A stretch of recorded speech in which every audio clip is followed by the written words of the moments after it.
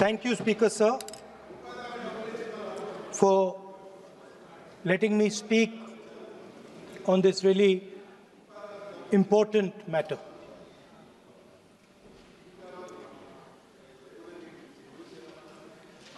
Speaker, sir, have you ever wondered why Mahatma Gandhi laid such emphasis on khadi? Why was it that he framed the entire Indian freedom struggle around the concept of khadi? And why is it that he only wore khadi? Because khadi is not just a cloth. Khadi is the expression of the people of India. It is the imagination, it is the sentiment, it is the productive force of the people of Aaj pehna hu khadi. It is the expression of the people of India. Speaker, sir, whichever state you go to, you will find different fabrics. There's the Himachali cap, Assamese gamcha, Banarsi sari, Kanchipuram sari, Naga jacket, and you will find that all these fabrics represent the people. When the people of Assam give you the gamcha, they're not just giving you a piece of cloth. They're giving you an expression.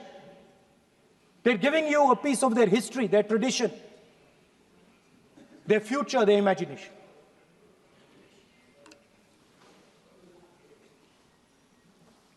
It's the same when the Nagas wear that jacket. When they come and see us, they make us wear the jacket because they want us to be embraced by the fabric. But Speaker, sir, these fabrics are beautiful. But if you look slightly deeper and you look closely at the fabric, you will find that each one of them has thousands of little threads embracing each other. A Kanchipuram sari might have a golden thread, but the golden thread means nothing without the green thread or the yellow thread near it. The other thing to notice about the sari or any other fabric is that all the threads are equal. No one thread is superior to another thread. They all come together. The threads cannot protect you. The threads cannot keep you warm. But when they come together as a fabric, they can keep you warm, they can protect you, they can express what you have in the heart. Speaker, sir, in the same way, our nation is also a fabric. It's a fabric made up of 1.4 billion people, and the fabric is woven together by the vote. Let me repeat it. It is a fabric of 1.5 billion people, and it is woven together by the vote. Everything that we see, in fact, this house where I'm standing today, the Lok Sabha, Rajya Sabha, Vidhan Sabhas across the country, Panchayats across the country, none of them would exist if the vote did not exist. We talk with great pride about HAL, BHEL, ONGC, Tejas, Chandrayaan. We have a list of things we say. Not one of those would exist without the vote.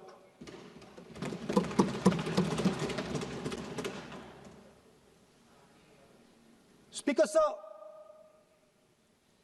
it is the idea that every thread, every person in the Union of India is equal that disturbs my friends in the RSS. They are happy to see the fabric, but they cannot stand the idea that every single person in the fabric of our country, regardless of what religion they come from, regardless of what community they come from, regardless of what language they speak, should be equal. Because they fundamentally do not believe in equality.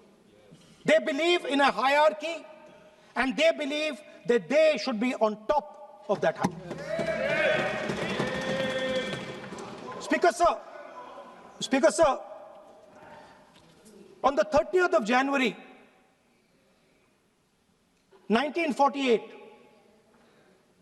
3 bullets pierced the chest of Mahatma Gandhi. Nathuram Godse assassinated the father of our nation. Today, our friends do not embrace him. Today, our friends have pushed him away.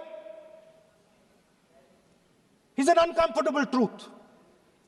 But that's not where the project ended. You see, as I said, everything has emerged from the vote.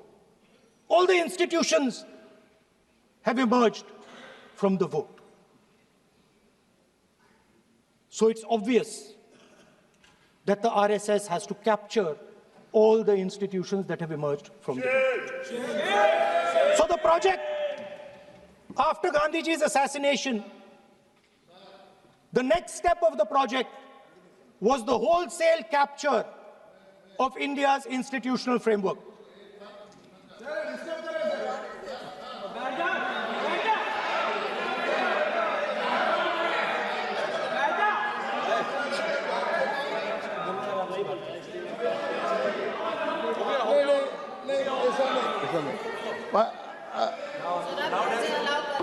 So what is this, sir?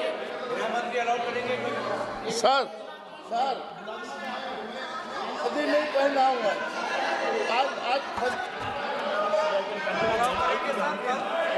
I'm doing, relax. मैं बुलाता हूँ please बैठिए So, please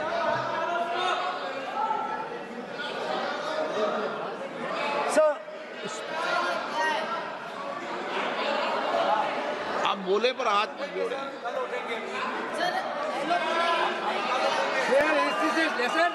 sir, these are uncomfortable truths, but they have to be spoken.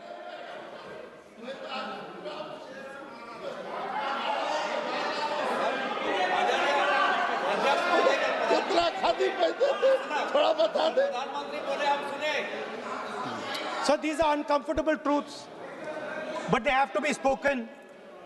My friends don't like the connections I'm making. They're disturbed by them. It's obvious. Speaker, sir, so after the father of the nation was assassinated, his vision of an equal India, of an India where institutions belong to the people, had to be destroyed. And so the process started, and the RSS attempted to capture one institution after the other. And I will give some examples so that it is crystal clear that this is the case. Everybody knows how vice chancellors are placed on top of Indian universities today. Every single person knows this. You go to any university, you speak to any youngster in India, he will tell you that it does not matter whether the professor has qualifications, it does not matter whether the professor has a scientific temperament. The only thing that matters is the professor belongs. माननीय सदस्य, एक minute, माननीय सदस्य, चुनाव सुधारों पर चर्चा हो रही है। सर, ये मैं उसी पे कर रहा हूँ। आप किसी भी संगठन का नाम जो इस हाउस में उसका नाम ले लें। एलओपी है तो इसका मतलब ये नहीं है। एलओपी का मतलब नहीं, आप जनरल बात बोलो। आप राष्ट्रपति भाषण में बोलिए जनरल बात। सर, हम लोग सुनना चाहते हैं। सर, स्पीकर सर, हम लोग सुनेंगे शांति से। हम लोग शांति से सुनना चाहते हैं। और ये आप लोग सुनिए ना, क्या कहना चाहते हैं? धमकी देंगे आप? हम लोग सुनने के लिए बैठा है। अभी तक नेता प्रतिपक्ष एक शब्द चुनाव सुधार पे अभी तक आया ही नहीं है। संसदीय कार्य मंत्री बोल रहे हैं। मैं स्पीकर का परमिशन से ही बोल रहा हूँ। हम सुनने के लिए बैठे हैं। अरे हम सुनने के लिए बैठे हैं। नेता प्रतिपक्ष चुनाव सुधार के लिए जो सुझाव देंगे, सुनने के लिए तो हम बैठे हैं। लेकिन चुनाव सुधार को नहीं बोलते हुए कहा जो इस सदन से कोई वास्ता नहीं, जो संगठन, उसका कहानी किसी और का बोलना, ये कोई उचित नहीं है। समय बहुमूल्य है, समय का मर्यादा भी है। सबका सब यहाँ सुनने के लिए बैठे हैं और ये समय बहुत कीमती है। इसलिए हर एक पल अच्छा शब्दों का कोई अच्छा ज्ञान दे, सुझाव दे, सुनने के लिए हम लोग बैठे हैं। मेरा एक सीमित अनुरोध है नेता प्रतिपक्ष से, आप विषय पर ही रहिए। हम लोग सब बैठे हैं, गृह मंत्री जी भी सुनने के लिए बैठे हैं, लेकिन आप विषय पर नहीं बोलेंगे तो जो विषय तय किया गया है उसे क्या मतलब है? अगर चुनाव सुधार पर ही नहीं बोलेंगे तो फिर इतना समय सबका क्यों बर्बाद करना चाहते हैं नेता प्रतिपक्ष? Should I leave? Then you speak. Should I leave? You speak then. You speak. What is it? You are parliamentary affairs minister. You are a parliamentary affairs minister. You are disturbing the lobby. How can it be? You are a parliamentary affairs minister. You are disturbing the subject में नहीं आपका lobby. आपका lobby subject में नहीं है. ये विषय कर रहे हैं. The discussion. One second. The discussion is about the vote and electoral. The discussion is about the vote. एक मिनट सर, मुझे बोलने दीजिए।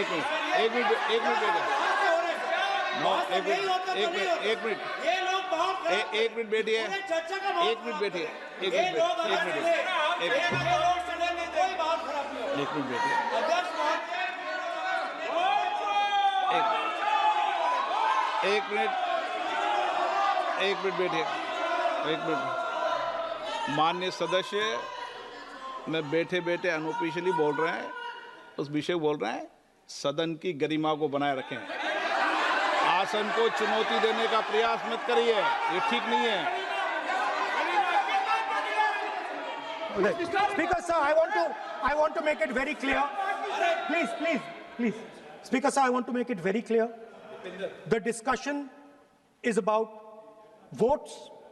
The discussion is about the stealing of votes.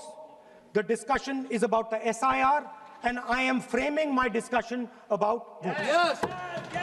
And what is happening here is patently unfair. I am not being allowed to speak. I am being disturbed, and I put my protest here. I have done absolutely nothing wrong. I am talking about the subject.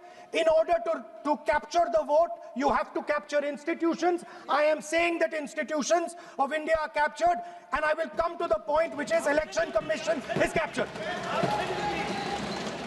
So, the project of the RSS was to capture the institutional framework of the country, and I said how the education system has been captured. Vice Chancellor after Vice Chancellor after Vice Chancellor is placed not on merit, not on capability, not on scientific temper, but on the fact that he belongs to a particular organization. Second capture, which helps in destroying democracy, the capture of the intelligence agencies. We have the Home Minister sitting here. the capture of the CBI, of the ED, of the Income Tax Department. And the systematic placement of bureaucrats who favor their ideology and attack the opposition and anybody who chooses to oppose the RSS. That is the second institutional capture. And the third there are many more. I can go on. And the third institutional capture. What is this?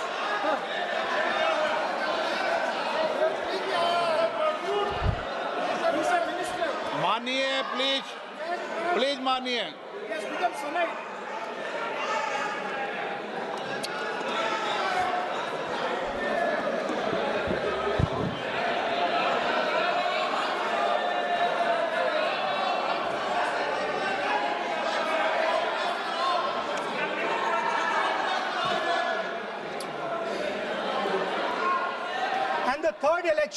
The third capture of the institution that directly controls the election system of our country, the Election Commission. Now, I'm not saying this without proof. I have put forth adequate proof about how the Election Commission is colluding with those in power to shape the elections. But I want to ask three questions first, which will make it very clear that the BJP is directing and using the Election Commission to damage India's democracy. The first question, why is it that the CJI was removed from the selection panel of the Election Commissioner? What motivation could there be to remove the CJI? Do we not believe in the CJI? Of course we believe in the CJI. Why is he not in that room? I sit in that room. It is so-called a democratic decision. On one side, Prime Minister Narendra Modi and Mr. Amit Shah. On the other side, the leader of the opposition. I have no voice in that room. What they decide is what happens. So the first question, why is the Prime Minister and Amit Shah so keen on choosing exactly who the Election Commissioner is going to be? Second question, and even more devastating question, no Prime Minister has done this in the history of India. In December 2023, this government changed the law. They changed the law to make sure that no election commissioner could be punished for any action they take while they are election commissioner. Yes. Immunity. Why would the Prime Minister and Home Minister give this gift of immunity to the election commissioner? Why would they need to give this tremendous gift that no Prime Minister has given ever before to the election commissioner? Yes. Mr. Shah is looking into the ceiling. Maybe he will answer this question when he speaks. And finally, why was the law with regards to CCTVs and the data that they contain changed? Why was a law put in place that allows the Election Commission to destroy CCTV footage 45 days after the election? What is the need? The answer given is it is a question of data.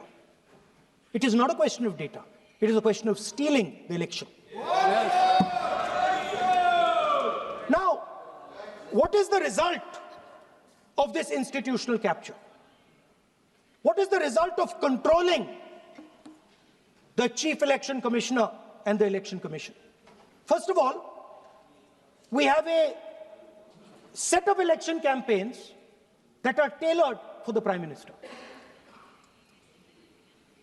3-month, 4-month, 5-month long campaigns are taking place so that the Prime Minister's schedule can be fitted in to the program. Second, we have a Brazilian woman who appears 22 times on the voter list of Haryana. Please. No. 22 times this lady appears. एक minute please एक minute.